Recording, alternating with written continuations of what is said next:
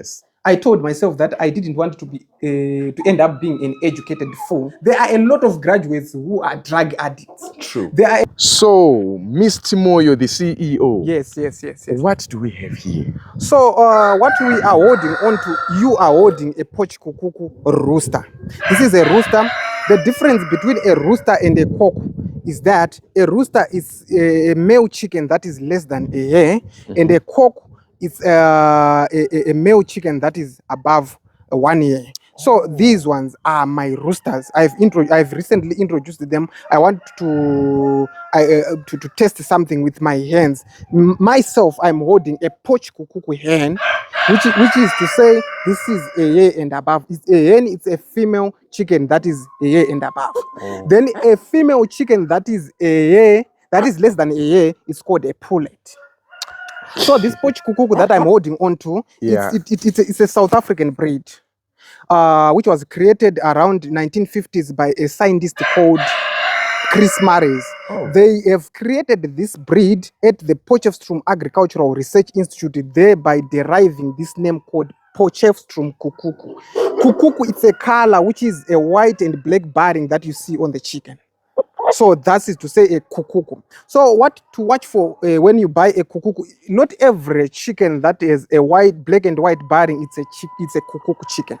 So a kukuku chicken, it needs, or it should have a certain body type in terms of the length and the depth of the body. The length is this distance that is from the head to the end of the tail. Okay. And the distance from this wing to that wing, and the distance from this upper part to the lower part. Okay. So a poch kukuku is not a small bird, it's a medium-sized bird that is very, very, very productive in terms of eggs and all that. But the simple features that you should quickly look at the poch kukuku. This is the irregular barring of the plumage. Like the plumage are the phase of a chicken. And also when you look at its beak, it should be yellow. And it should have a single comb. This is a comb. It should be bright red single comb. And the legs should as well be yellow. You look at these legs, you see they are yellow.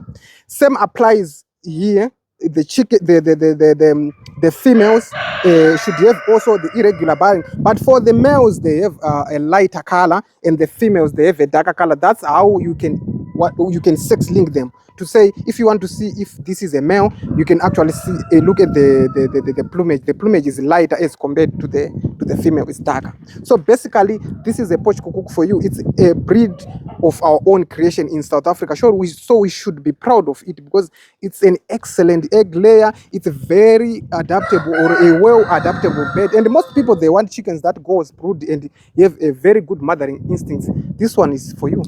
Ladies and gentlemen, today I visited Mr. Tawanda Moyo. He is a poultry farmer, and today we're going to be talking about everything, basically. Mr. Tawanda, you are a poultry farmer. Yes. How did you end up here? Thank you for coming, and I'm really happy having you here to talk about what I do. So, well, it's a long journey. Yes. It's a long journey, but interesting. Wow. I went to school, just like anybody else. And we were excited when we went to school. Like, I wanted to end up being in this office, and in that office, and in this office, and that office. But as I was learning like anybody else who was at school, I just drastically changed my mind and said, no, working is not for me. Working is not for me. So it's all started with you feeling happy and passion, and then you put on the work. Yes. So when you started this poultry business, did you have any income, or how many chickens would you say that you started with? Maybe fortunately or unfortunately, I actually didn't have a bank which borrowed me money, or somebody who gave me money to start this. I told myself that I don't need money, or a lot of money, in fact, to start something that I love. What I need is me, myself. It's enough to start something, because if you believe in yourself, you can do it. Then you can do it. Money is the lubricant, or is the medium for momentum. So during my 4th year, the interesting part is I used to be staying in the res, they call it res or residential hostels at the Yes. school. Then I said to my brother who was paying my school fees and my res, said, no, now I no longer want to stay in the hostels. Actually, I want to rent. And he didn't quarrel or dispute whatever I was proposing. Because I knew that if I continued to stay in the res, Yes. or in the hostels, he was the one who was going to pay the money to the school, and I didn't have any influence Access, or yeah. access to that money. So he said, okay, that's fine, but I'm not gonna pay more than what I was used to paying. So when you go and search for the houses outside the hostels, make sure that the budget will remain the same. In the same bracket. And I said, no, that's fine. I know what I'm doing. Yeah. Then he said, if I divide that total amount, I'm paying this much per month. So this is exactly what I'm just gonna continue doing for in terms of your rent. And I said, it's fine. Then he was giving me like $70 for rent Each month. each month. Now I was happy because I was receiving it in my hand. Then I went on to look for the house that I can stay during my school days. Then I negotiated with the landlords and told them that no, I don't need a big room to stay. I just want somewhere that I can put my things in, where I can sleep. Fortunately, I got this generous landlord who gave me his pantry, like the pantry where you put food and stuff. Yes. They cleared everything that was in, and I was given that pantry to stay, and they charged me $30. Wow. So it means I started saving. Yes. From so that. from it was like $40. Yes, $40 savings per month. Then that money is the one that I bought the eggs with. Like I bought 3 crates of eggs. These things they cost a lot of money. Like a crate of eggs, I bought it for about maybe $50. Wow, a crate. I didn't care about it. Then I have my eggs for the breeds that I wanted, and I hatched the eggs. Never worried about the feed. I never worried about the feed. I never worried about the medication, where I'm gonna get the medications. I never worried about the housing and all that kind of stuff. All you wanted was just to Yes, start. was just to start. Then when the chicks came out, when I said I didn't worry about the money, Yes. you see, I started getting help from the people whom I didn't knew that they were going to help. Like there was this teacher who taught me grade 4. He relocated to Australia, and he just came from out of the blue, like said, I just checked. I'm just checking on you. How are you? It's Miss So and So. I was your grade 4 teacher, and I'm now living in Australia. What are you doing? And I said, I'm starting my poetry project. I'm majoring in this breeze. And he said, oh, wow, that's a very good project. All the best, my man. Then 2 days from that day, we had that communication. He said, do you have a Mukuru account? And I said, yes, I got Mukuru account. And he sent me $150. Then I bought feed. The chicks hatched, and some of them, they were stolen at the hatchery. I didn't worry because I knew that it was out of my passion. I wanted these things so badly, and I put all the hard work, the disappointment. I knew that they were part of the journey that I was supposed to travel. So I wasn't disappointed at all. So basically, if you put in the work, God will open the doors. Yes, definitely, and 100%. I don't dispute that, and I should not dispute that. God is in control. If you show that you want this thing so badly, and you believe that He is the one who is in control of everything. So poetry, as a business, would you say that it is a lucrative business? Let me say, poetry is a very lucrative business. a very lucrative business. But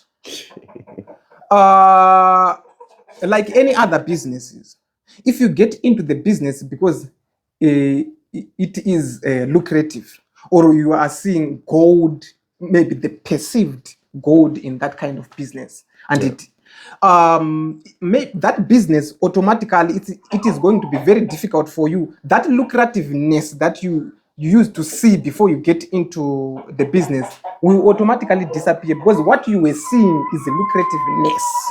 You were not seeing the processes, the hard work, how it takes to get to that glamorous view that you used to see Portraying before your you. brain. Yes. So my advice before I explain how lucrative is this business is, whenever you start something, don't start it because it looks glamorous when you look at it, seeing other people doing it. People come on social media and portray everything else as easy, as Yes, very, very, yes. very, very, very. You can invest it today and tomorrow you Tomorrow, end yes. up having a lot of money. That's not what it is. And if you get into this industry with that mentality, you will see that you struggle a lot. So basically, we can't all be strikers in the same team. No, We exactly. have You to have put have- it the right way. Yeah. Yes. Okay, so what are the challenges that you have faced, like the worst challenge that you have faced ever since you started poetry? I actually have a couple of challenges, but after listing a couple of challenges, I will summarize my challenges by giving the most devastating challenge that I have faced. Actually, the first challenge that I can mention is that obviously when you get into the industry, that you do not have maybe the proper training. Yes. There are challenges of doing things the wrong way, and you learn the hard way. Doing the things the wrong way because of lack of proper training, and then the lesson you learn it the hard way. But actually, it's a challenge which actually or which ultimately benefited me somehow, because if you learn the lesson the hard way, it becomes a skill. You don't forget it. It comes to your fingertips. Yes. So that's the first challenge. The second challenge is it's the volatility of the economy. The last challenge that I'm mentioning is people who comes here pretending to be customers, but they are thieves. Oh. You see, because I accept people here, people should come and see what I'm doing. Yes. And that's how they can see real things on the ground. But actually, there are people who take advantage of that, and they come here to actually survey and see how they can come during the night and break in. I lost a lot of my chickens recently this year. I lost around 40 something breeders, Black Australorp breeders that I had, and they took everything. It went away. That was a devastating blow, and it was a serious challenge for me, because I had orders for that particular breed that were already paid for. So I lost the machinery that was supposed to do production to actually supply the goods that people wanted. So imagine the machine cracks or dies during production, and the delivery is supposed to be tomorrow. It's very difficult. So it was the most devastating blow. But I thank my customers because they understood the situation, and we actually adjusted and provided what I could be able to provide at that moment, and we sealed the deal. How much would you say is a fair capital to start the business? I always say to the people that I help, even if you have $1 million in the bank, Yes. and you want to invest $1 million into poultry, you should not start with operating at a higher level. You need to learn lessons and you need to inject money strategically. You start small. If you feel like you don't have any skill about this, I encourage people to start with 2 hens and a cock, which maybe can cost you, if you buy from me like mature beds, maybe it can cost you maybe $150. But from $150, you can actually multiply to $1 million project because you have manageable or sustainable numbers. That's my advice. I didn't start here. I didn't start in this coop that we have. I started actually in the garage at my brother's house. That's when I started keeping these chickens at my brother's house in the garage. During the night, they would come and park their cars, him and his wife, and I would remove my chickens from there and I put them in the laundry because no one can wash their clothes during the night. Then early in the morning, they will be like out for work, and in the garage there is nothing. I put my chickens back in the garage. So I didn't even think about having 20,000 US dollars to build coops and stuff. Actually, what you need to do is to start having production going on where you are with what you have, so that same production is the one that is going to build the structures that you want for growth. So, you mentioned something that, you would keep these chickens in the garage. Yes. So, is it safe to say your number one supporter is your brother and, his wife? I'm very privileged to have those guys. Why I'm saying that? Not just that they have allowed me to keep my chickens in their garage. Yes. No. This space that I'm using is their space as well. They said, my guy, I think you have a vision. You've started here. Why can't you just go and do your project where there is a bigger space there and you do your own thing? We don't even care. Here, they are paying the bills for everything. I am doing my production. They are the ones who take care of maybe saying if the council wants their bill for water, if the council wants their bill for whatever. Yes. They are still paying. I am not paying anything. They told me that you need to grow to a certain level without any problem, without any issues, so that you see the potential that you have. My success is attributed to God and to these guys who are supporting me and my clients at large, because they are the ones who are choosing me instead of the person who is next door. You abandoned your career, what the history and what International studies. international studies that Yes, you were pursuing in school. Yeah. What advice would you give someone who is, doing the same program? Yes. I told myself that I didn't want to be to end up being an educated fool. I jokingly say that. Yes. Being an educated fool is not knowing why you were created or why you went to school for. Because going to school to come back and still having a burden to the society or being problematic to the society. Like, for example, there are a lot of graduates who are drug addicts. True. There are a lot of graduates who are thieves. There are a lot of graduates who are violent lovers and warmongers, all that kind of stuff, bad behaviors and stuff like that. The society needs positive mind. And positive mind comes from a person who have realized that I didn't went to school to come and being toxic to anyone, because we are part of the society. Actually, going to school is for you to go and get refined in the mental, so that you can be able to interact with the society in a positive way. So I jokingly say I didn't want to end up being an educated fool, and I'm happy I'm not an educated fool. I'm doing what I love. Yeah, and to add to that, I think educated people in our society, they are like seen as our leaders, as our future leaders, because everyone look up to someone who's well educated. Yes.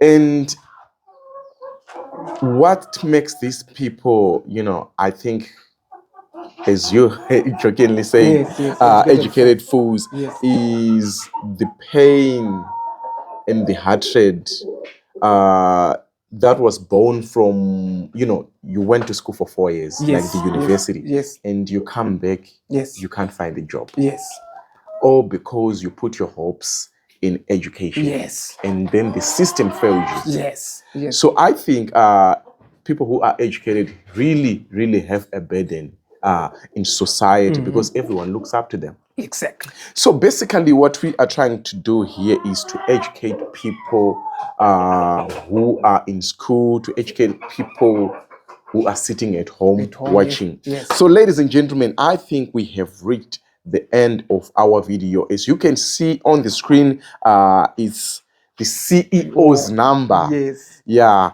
you can contact him.